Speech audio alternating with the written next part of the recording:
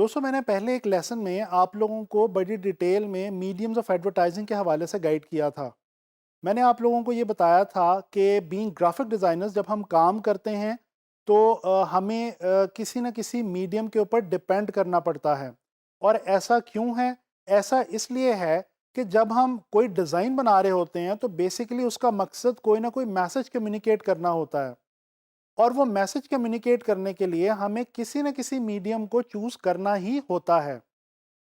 देखें, अगर आप एक पोस्टर डिज़ाइन करेंगे तो डेफिनेटली उसने कहीं ना कहीं प्रिंट होना है और प्रिंट होके लोगों तक पहुंचना है।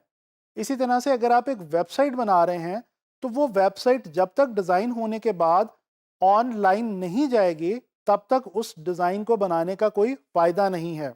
लिहाजा हमें प्रिंट मीडियम, इलेक्ट्रॉनिक यानी कि film and TV, outdoor medium और साइबर यानी कि वेब मीडिया जैसे मीडियम्स का सहारा लेना पड़ता है।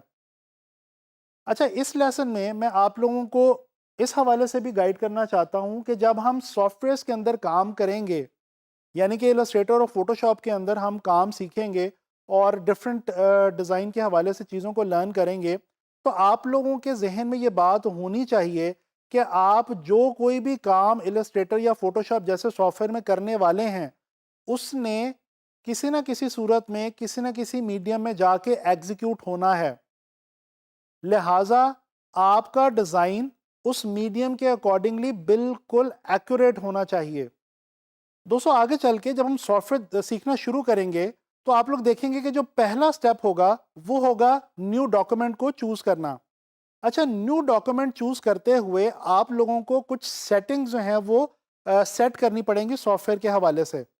अब ये वही सेटिंग्स होंगी जो ये डिसाइड करेंगी कि आप किस मीडियम के लिए ये डिज़ाइन बनाने जा रहे हैं।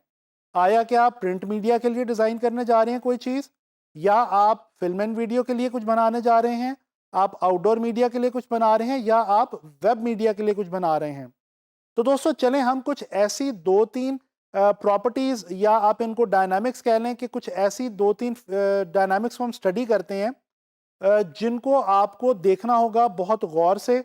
और आप जब सॉफ्टवेयर शुरू करेंगे तो आपको इनको चूज़ करना होगा बहुत ध्यान के साथ। वैसे तो जब हम न्यू डॉक्यूमेंट लेना सीखना शुरू करेंगे तो उस वक्त मैं आप लोगों को बताऊंगा बहुत डिटेल में कि आपने किस चीज़ के लिए किस मीडियम के लिए कौन सी सेटिंग रखनी है, क्या चीज़ चूज़ करनी है, क्या नहीं करनी। लेकिन यहाँ पे आपकी आसानी के लिए मैं आपको 2-3 मोटी मोटी बातें इस हवाले से बताना चाहता हूँ। दोस्तों 2-3 कॉन्सेप्ट्स हैं। सबसे पहली तो एक इंपॉर्टेंट चीज़ है जी, इमेज रेजोल्यूशन। इमेज रेजोल्यूशन क्या होती है?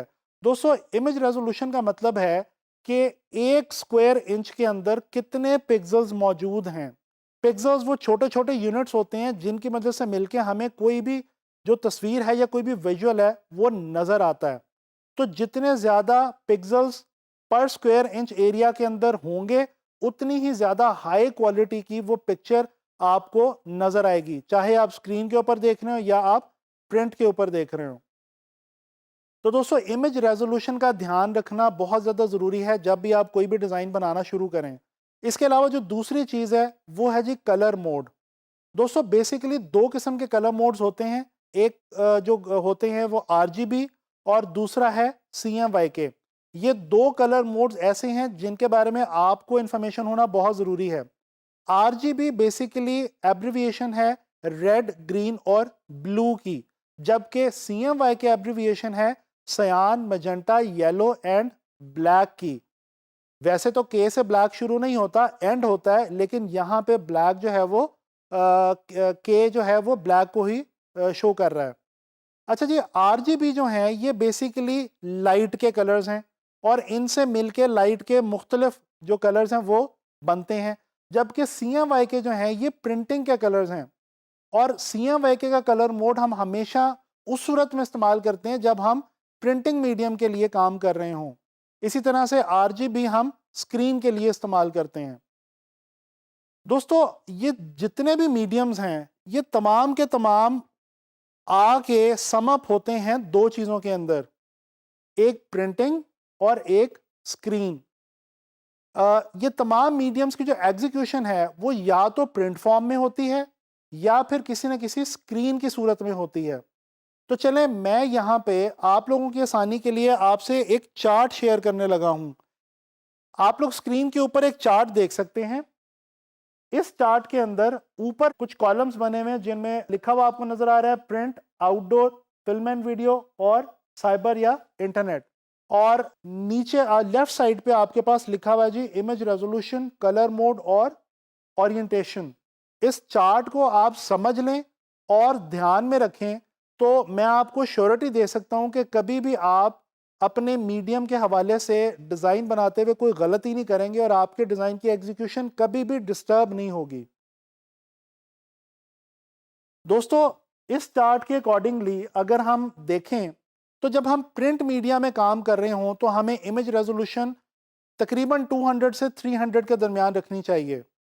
जब हम आउटडोर मीडियम के लिए काम कर रहे हो तो हमारी रेजोल्यूशन 300 से 400 या 600 तक अंदाजन जा सकती है। अच्छा, फिल्म एंड वीडियो की जो रेजोल्यूशन होती है वो बेसिकली उसके जो रिकॉर्डिंग फॉर्मेट होता है उसके हवाले से होती है।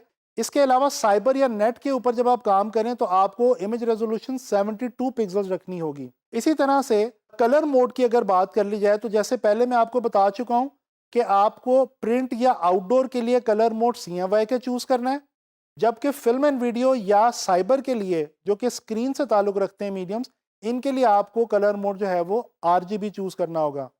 इसी तरह से आखिरी चीज ओरिएंटेशन है।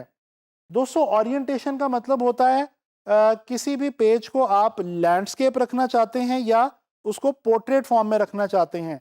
लैंडस्केप का मतलब होता है हॉरिजॉन्टल और पोर्ट्रेट का मतलब होता है वर्टिकल।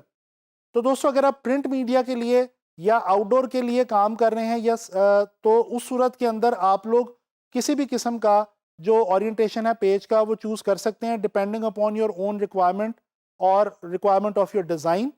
जबकि फिल्म एंड वीडियो की सूरत में या वेबसाइट बनाने की सूरत में आप लोगों को लैंडस्केप ओरिएंटेशन रखनी होगी। तो दोस्तों, ये जो चार्ट मैंने आपसे शेयर किया है ये यकीन माने बहुत ही इंपॉर्टेंट चीज़ है। इसको आपने जहन में रखना है और आगे चल के जब मज़ीद मैं डिटेल में आपको सॉफ्टवेयर स्टडी करवाऊंगा तो वहाँ पे मैं आपको ये तमाम सेटिंग्स एक बार दोबारा अच्छे तरीके से समझा दूंगा सॉफ्टवेयर ओपन करके। तो मैं उम्मीद करता हूँ कि आपको ये लेक्चर जो है ये समझ आया होगा और इंशाल्लाह ताला नेक्स्ट लेक्चर में मुलाकात होगी मज़ीद किसी बहुत ही फ्रूटफुल इंफॉर्मेशन के साथ।